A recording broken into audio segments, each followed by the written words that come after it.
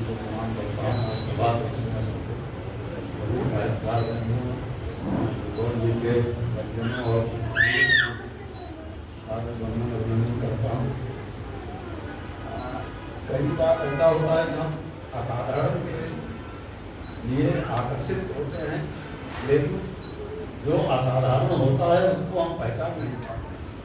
उदाहरण इस तथ्य का मैं इससे देता हूँ कि प्रोफेसर शुल्क साहब दीक्षित जी भारतवर्ष में वर्तमान समय में शिखरस्थ विद्वान हैं और इतने सरल और इतने मतलब विनम्रता और सरलता की प्रतिमूर्ति है। मैंने कहा कि गुरु जी हमारे कार्यक्रम की आप अध्यक्षता कर दीजिए, बड़ी कृपा होगी। अध्यक्षता वाली बात से तो हम सहमत हैं, कृपा वाली बात नहीं समझ में आई। मुख्य अतिथि हमारे डॉक्टर हरिशंकर मिश्र जी हैं। इसी सभागार में जब छंद विधान का लोकार्पण हुआ था तो आपने विभोर जी को आचार्य की उपाधि दी थी और जब से विभोर जी नहीं है तब से डॉक्टर मिश्र जी हर कार्यक्रम में हमारे मंच की शोभा बढ़ाते हैं और हमारा मार्गदर्शन करते हैं। डॉक्टर राम कठिन सिंह के अंतर्राष्ट्रीय ख्याति के कृषि वैज्ञानिक हैं और बहुत अच्छे साहित्यकार हैं। उनका गुड़िया नामक जो बाल कविता संग्रह मैंने पढ़ा, 50 साल के हमने अपने साहित्यिक अध्ययन में इतनी गहन संवेदना की कविता की पुस्तक नहीं पढ़ी। और वो इधर उपन्यास जो लिखे तो उपन्यासों में भी लगा कि जैसे बड़ा महारत हासिल है आपको उपन्यास लिखने में। तो जो प्रतिभावान व्यक्ति होता है वो चाहे जिस क्षेत्र में कार्य करे वो सामान्य से हटकर विशिष्ट ही होता है। और आज इनके मैं प्रसन्नता हुई है जान के कि मोतीलाल मेमोरियल सोसाइटी द्वारा आपके कृषि और पर्यावरण के क्षेत्र में उत्कृष्ट योगदान के लिए चंद्रभान गुप्त राष्ट्र गौरव सम्मान प्रदान किया जाएगा 14 जुलाई को। 1 लाख रुपया का मैं आपको बहुत बहुत बधाई देता हूँ और इन तीनों महानुभावों के लिए ईश्वर से कामना करता हूँ कि इनका वरद हस्त हमारे ऊपर दीर्घकाल में बना रहे। और स्वागत और आभार और धन्यवाद मुझे लगता है बड़े छोटे शब्द हैं।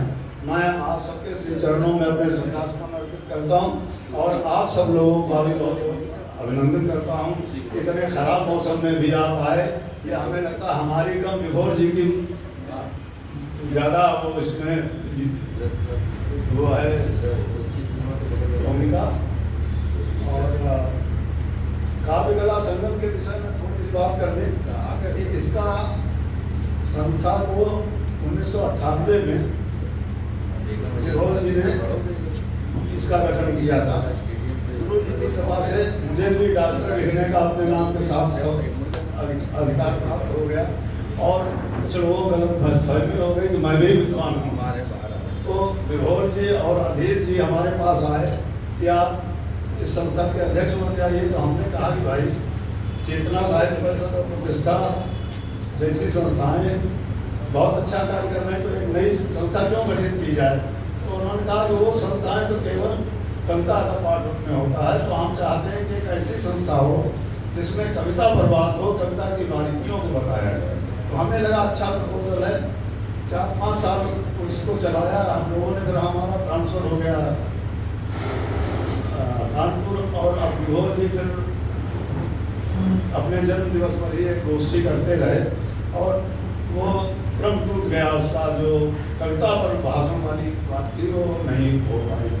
लेकिन उनकी जिज्ञासु प्रवृत्ति ऐसी थी कि 65 साल की उम्र में जब भूलने की बीमारी लग जाती है तब उन्होंने छंद के विषय में पढ़ना शुरू किया, तमाम ग्रंथ पढ़े और 71 साल की उम्र में छंद विधान लिखा। और ऐसा छंद विधान मुझे लगता है कि वो भान जी के छंद शास्त्र के बाद में इतना अच्छा छंद पर कोई पुस्तक नहीं आई। सिकोहाबाद के वो डॉक्टर राम सुनेहीलाल शर्मा ने पत्र लिखा, मैंने वो पत्र पढ़ा है जिसमें उन्होंने लिखा है कि मैंने जिन बच्चों को शोध कार्य कराया तो उसमें इस छंद विधान से बड़ी सहायता मिली। तो सेवानिवृत्त होने के बाद वो साहित्य में आए, रुचि साहित्यिक रही, थोड़ा बहुत लिखते पढ़ते रहे। उन्होंने डाकघर नामक एक नाटक लिखा, कुछ कविताएं भी लिखी, लेकिन 95 में सेवानिवृत्त हुए। 96 में उनकी पहली किताब आई भारत कल आज और कल। 97 में दूरदक्षिणा खंड का भी आया। 98 में नीम की छाँव एक लंबी कविता एक ग्रामीण कृषक के ऊपर आई। 2000 में भावना के सुमन, 2003 में हर हर गंगे, और इस 2008 में उन्होंने छंद विधान, और उसको इतनी सफलता मिली कि उससे प्रभावित होकर फिर उन्होंने छंद गज़ल ज्ञान 2014 में लिखी, और 2016 में उन्होंने काव्यालोक ग्रंथ की रचना की। और इतनी मतलब जो कविता के क्षेत्र में वो उनको ख्याति नहीं मिली, वो इन 3 ग्रंथों से उनको ख्याति मिली। और इससे ये सिद्ध भी हुआ कि आयु जो है वो गिनती है वर्षों की, कभी भी सीखा जा सकता है। और अगर साहित्य में आगे बढ़ना है तो उसकी बारीकियों को भी सीखना चाहिए। जब उन्होंने वो लिखी नीम की छाँव, तो उनके दिमाग में बात आई, तो उसमें हमने दूसरा छंद उपयोग किया। इसमें दूसरा तो अब छंद कितने प्रकार के होते हैं, वर्णिक कौन, मात्रिक कौन, कितने मात्राओं के वर्ण और कितने वर्णों के, वो तमाम बातें उन्होंने न केवल सीखी और दूसरों को भी सिखाई। और जिनसे कभी मार्गदर्शन लेते थे, आगे चल के उनको ये स्वीकार करना पड़ा कि विभोर जी का ज्ञान जो है वो हमसे आगे की तरफ।